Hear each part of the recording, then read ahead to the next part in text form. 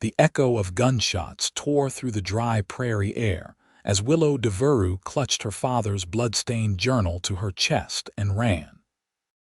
Her heart hammered against her ribs with each desperate stride, the hem of her tattered dress catching on sagebrush as smoke from the burning homestead behind her stained the azure Colorado sky.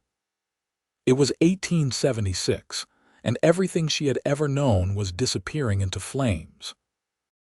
The drought had transformed the landscape into a tinderbox, and when the Blackwell Gang torched her family's ranch, the blaze spread with terrifying speed.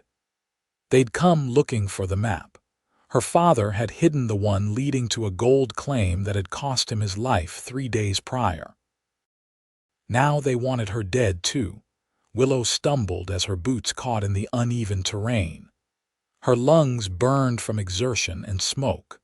The fire had outpaced her, circling around the eastern ridge and cutting off her escape route to town.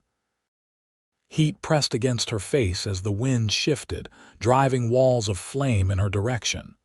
She spun frantically, searching for a path through the encroaching inferno. "This way," the deep voice cut through her panic.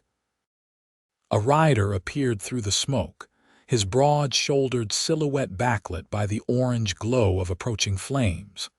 He extended a gloved hand toward her, his steel-gray eyes urgent beneath the brim of his dust-covered hat. "Trust me or die here," he shouted over the roar of the fire. Willow hesitated only a moment before reaching up. With one powerful motion, he pulled her onto the saddle behind him, the journal still clutched against her chest.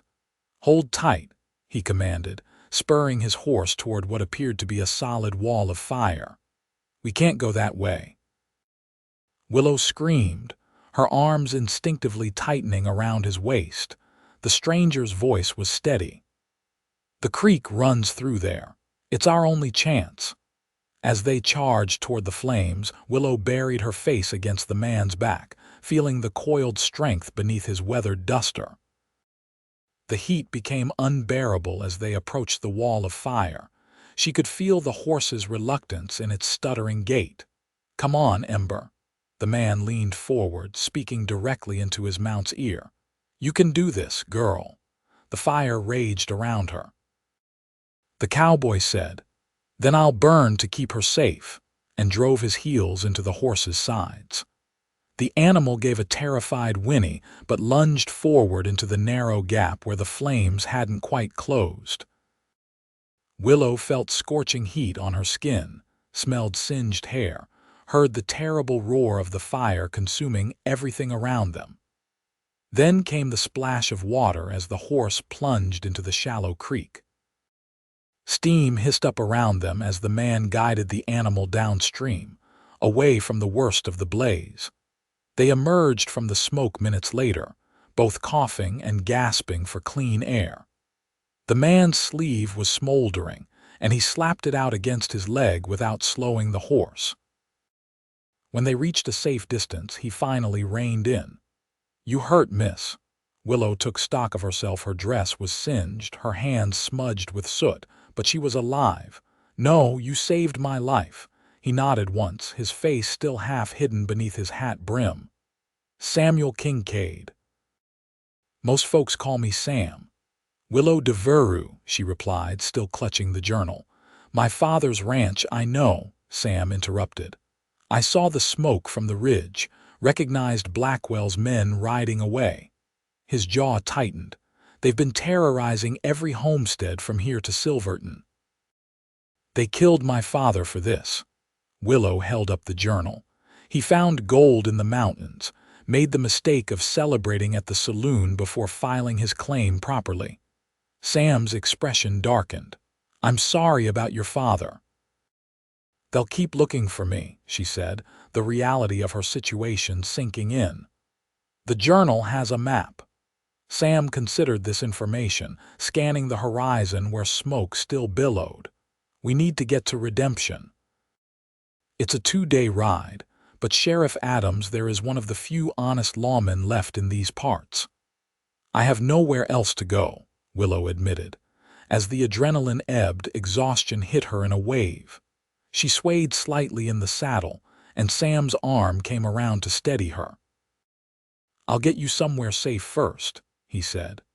"My cabin's a few hours north. We'll rest there tonight and head for Redemption at dawn." The sun was setting as they approached a small cabin nestled against a rocky outcropping. Built of sturdy logs with a stone chimney, it looked defensible, something Willow immediately appreciated. A small corral stood empty beside it. "Home sweet home," Sam said without enthusiasm as he helped her down from the horse. "It's not much, but it's dry and the roof doesn't leak." Inside, the cabin was sparse but clean.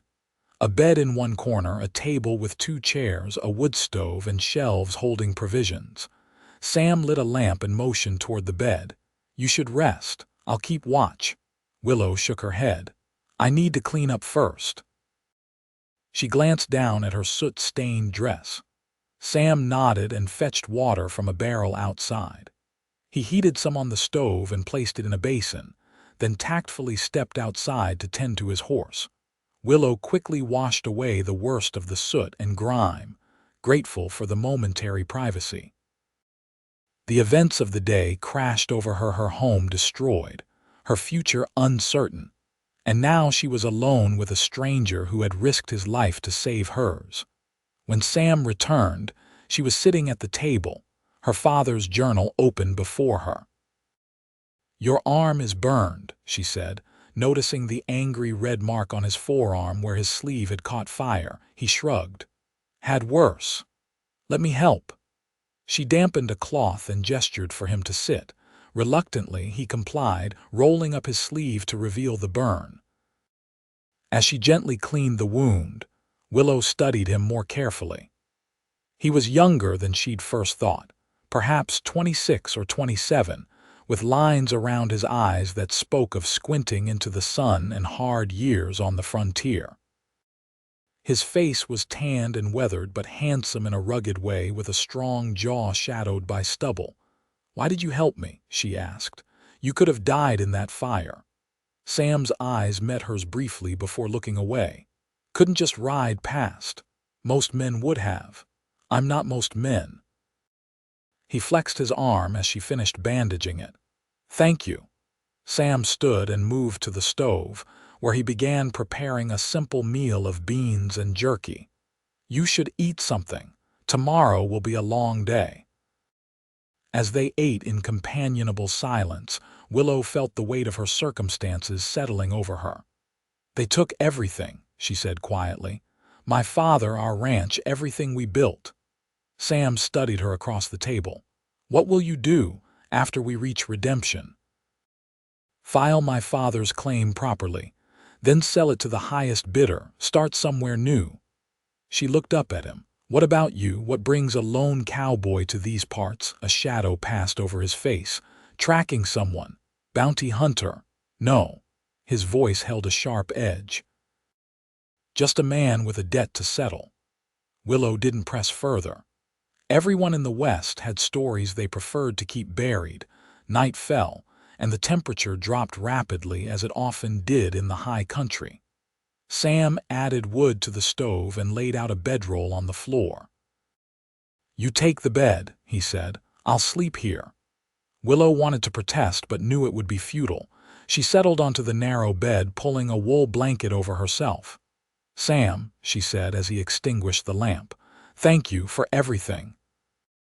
In the darkness, she couldn't see his expression, but his voice was gentle when he replied, "Get some rest, Miss Devereux. Dawn comes early." Despite her exhaustion, sleep eluded Willow. Each time she closed her eyes, she saw flames and her father's bloodied body on the floor of their ranch house. She must have made some sound, because suddenly Sam was beside the bed. "Bad dreams?" he asked softly. "I keep seeing it all," she admitted. "Every time I close my eyes." He sat on the edge of the bed. "The first night's always the worst. It'll get easier. You sound like you know." Sam was quiet for a long moment. "My wife and son died in a raid 3 years ago, Blackwell and his men." His voice was flat, emotionless. I was away delivering cattle to Fort Collins, came home to find them gone and my ranch burned to the ground. Willow reached out, finding his hand in the darkness. That's why you're tracking them. One by one, he confirmed. Blackwell's the last. They sat in silence, hands joined in the darkness, two souls connected by similar wounds. Eventually, Willow drifted into an uneasy sleep, comforted by Sam's silent vigilance. Dawn broke with pink and gold streaks across the eastern sky. Sam had coffee brewing when Willow awoke and handed her a tin cup without comment. His face in the morning light looked tired but resolved. "We should reach redemption by nightfall if we push hard," he said. "Your father's journal, may I see it?" Willow hesitated, then slid it across the table. Sam opened it carefully, examining the crude map drawn on one of the pages. "I know this area," he said, tracing a finger along a river marked in ink. "It's difficult terrain, but the gold could be substantial if your father's notes are accurate." "Have you done much prospecting?" Sam shook his head. "Ranching was my life before everything changed." He closed the journal and returned it. "We should go." They rode double again, Willow seated behind Sam on Ember's back. The countryside was rugged but beautiful, with towering pines and distant mountain peaks. Under different circumstances, Willow might have enjoyed the journey. "You're quiet," Sam observed as they forded a shallow stream around midday. "Thinking about what comes next," she replied. "I've never been on my own before." "You're handling it better than most would." Willow appreciated the compliment but felt hollow inside. "I don't have much choice, do I?" They stopped briefly to rest the horse and eat a cold lunch of jerky and hardtack. As Sam checked Ember's hooves, Willow studied their surroundings. Something felt wrong, but she couldn't identify what. "Sam," she said, keeping her voice low, "I think we're being watched." He didn't react overtly but casually reached for his rifle. "How many?" "I don't know, just a feeling." Sam nodded. "Your instincts are probably right. Mount up slowly, act natural." They continued their journey, but Sam took a different route than initially planned, guiding Ember through denser forest where they would be harder to track. Willow felt the tension in his back as he continuously scanned their surroundings. "Blackwell's men," she whispered. "Most likely. We're carrying a map to their gold, after all." As the afternoon waned, they emerged from a thick stand of pines to find 3 riders blocking their path. Sam immediately reined Ember to a halt, his hand moving to the revolver at his hip. "Well, look what we have here," called the central rider, a burly man with a scarred face. "Sam Kincaid and the Devereux girl." "Harley," Sam acknowledged with a nod. "Still doing Blackwell's dirty work, I see." The man named Harley smiled unpleasantly. "Blackwell says you're carrying something that belongs to him. Hand over the journal, and maybe we'll let you both ride away." "You know that's not going to happen," Sam replied evenly. Willow felt him shift slightly, positioning himself to better shield her. "Have it your way," Harley said, reaching for his gun.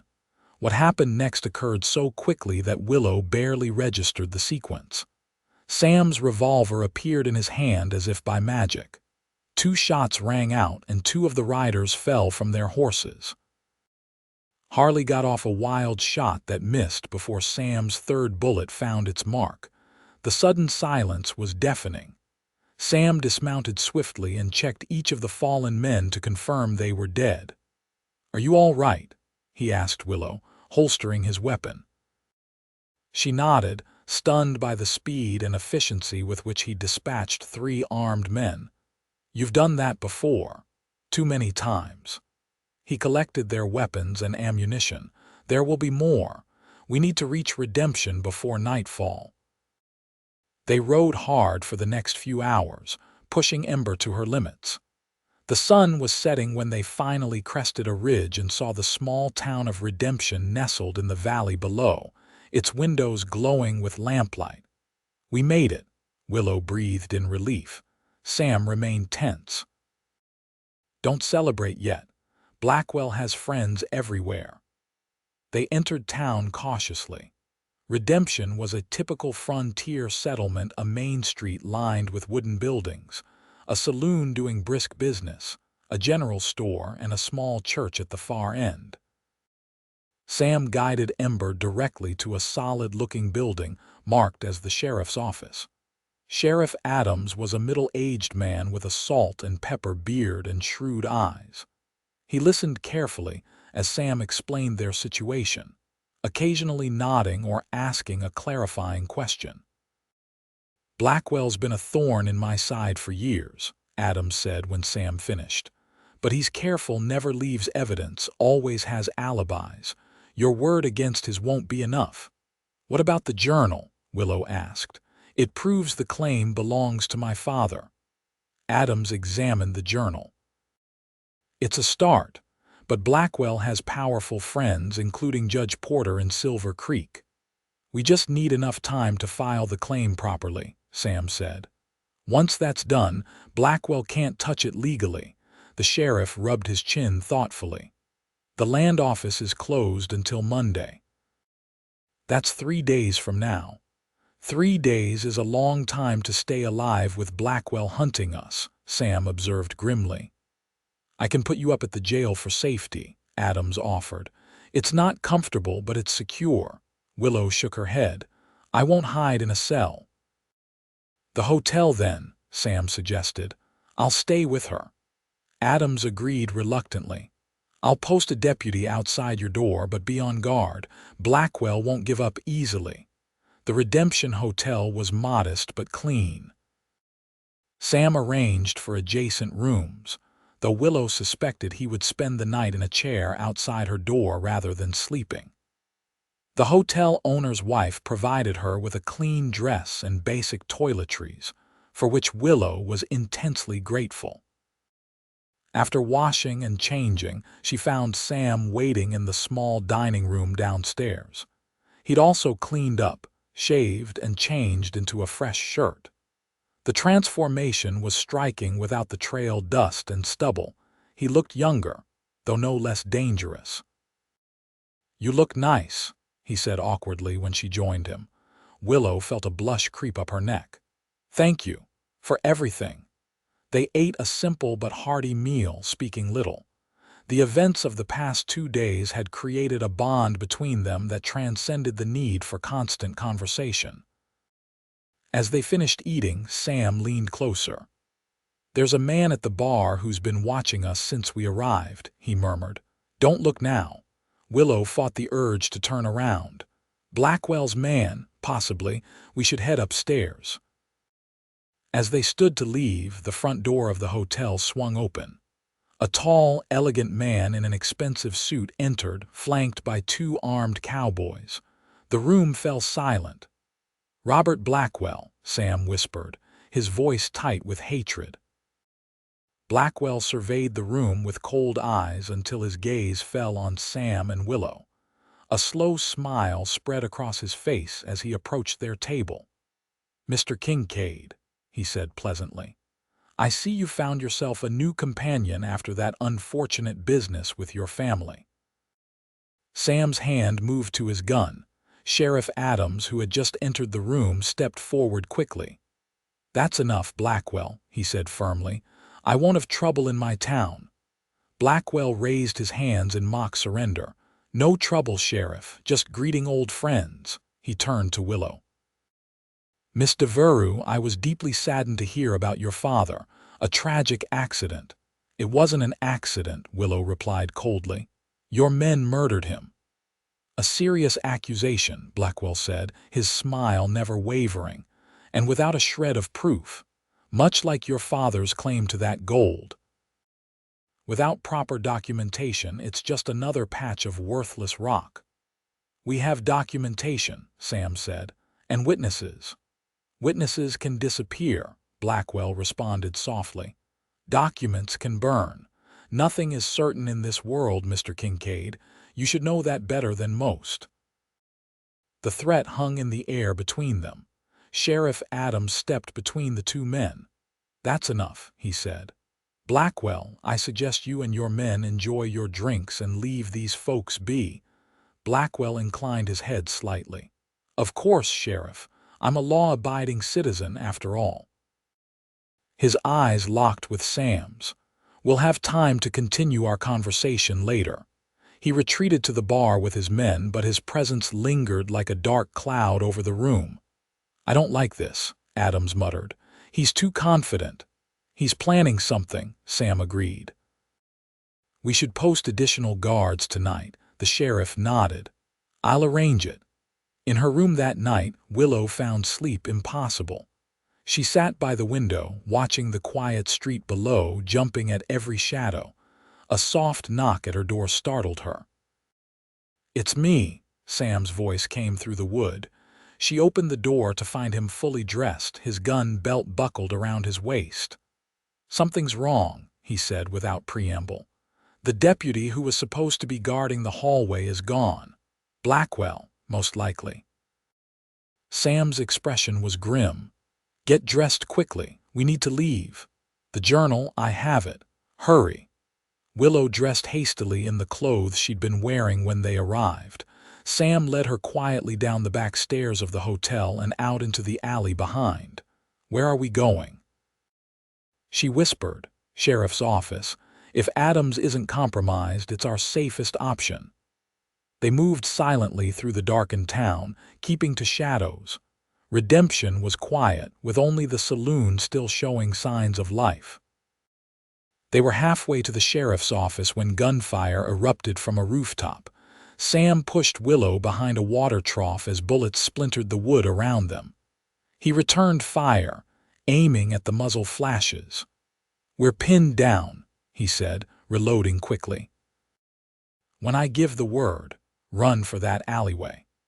Before Willow could respond, flames erupted from the building next to them. Blackwell's men had set fire to the livery stable, and the dry wood caught quickly. Within moments, the blaze was spreading to adjacent structures. "They're trying to smoke us out," Sam realized, "or create enough chaos to grab you in the confusion." The fire spread with alarming speed, fueled by hay and dry timber. Soon, townsfolk were pouring into the street, some carrying buckets, others simply fleeing.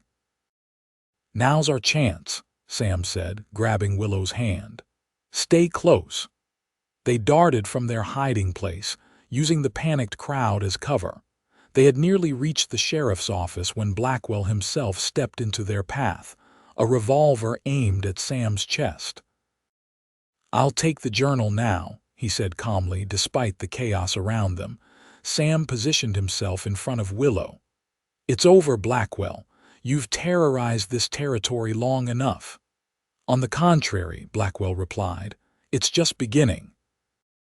With that gold claim, I'll have enough money to buy every official from here to Denver." The fire was spreading rapidly now, consuming buildings on both sides of the street. The heat was intense, and ash and embers rained down around them. "Last chance, Kincaid," Blackwell warned. "The journal for your lives." Sam's voice was steady. "You killed my family. You think I fear dying." Blackwell's finger tightened on the trigger. "Your choice." The shot never came. Sheriff Adams appeared behind Blackwell, his shotgun pressed to the man's back. "Drop it, Robert," he commanded. "It's finished." Blackwell hesitated, then slowly lowered his weapon. "This changes nothing, Adams. I have friends in high places." "Not anymore," Adams said. "Federal Marshal Johnson arrived an hour ago with warrants for your arrest. Your friends have abandoned you." As the sheriff cuffed Blackwell, a burning beam crashed down from a nearby building, blocking their path back to the main street. Flames surrounded them on three sides, with only a narrow alley offering escape. "This way," Adams shouted, shoving Blackwell ahead of him. The fires spreading too fast. They ran for the alley, but another section of burning roof collapsed, cutting off Adams and Blackwell from Sam and Willow. Through the flames, They could see the sheriff dragging his prisoner toward an alternate route. "We have to find another way out." Sam shouted over the roar of the fire. The heat was becoming unbearable as they retreated, searching for a path through the inferno. Every direction seemed blocked by flames or fallen debris. Willow coughed as smoke filled her lungs. "Sam, I can't," he pulled her close, scanning desperately for an escape route. The fire raged around them, consuming everything in its path. Through watering eyes, Willow saw the resignation in Sam's face as he realized they were trapped. "I'm sorry," he said, his voice barely audible over the crackling flames. "I tried to keep you safe." In that moment, with death closing in around them, Willow saw past the hardened exterior to the man beneath, a man who had lost everything yet still fought to protect others. Without thinking, she reached up and pressed her lips to his. The kiss was brief but fierce, a declaration of feelings neither had acknowledged until now. When they parted, Sam's eyes held a new determination. "I'm not letting you die here," he said firmly. "Not like this." The fire raged around her. The cowboy said, "Then I'll burn to keep her safe," and wrapped his duster around her. "Stay close to me.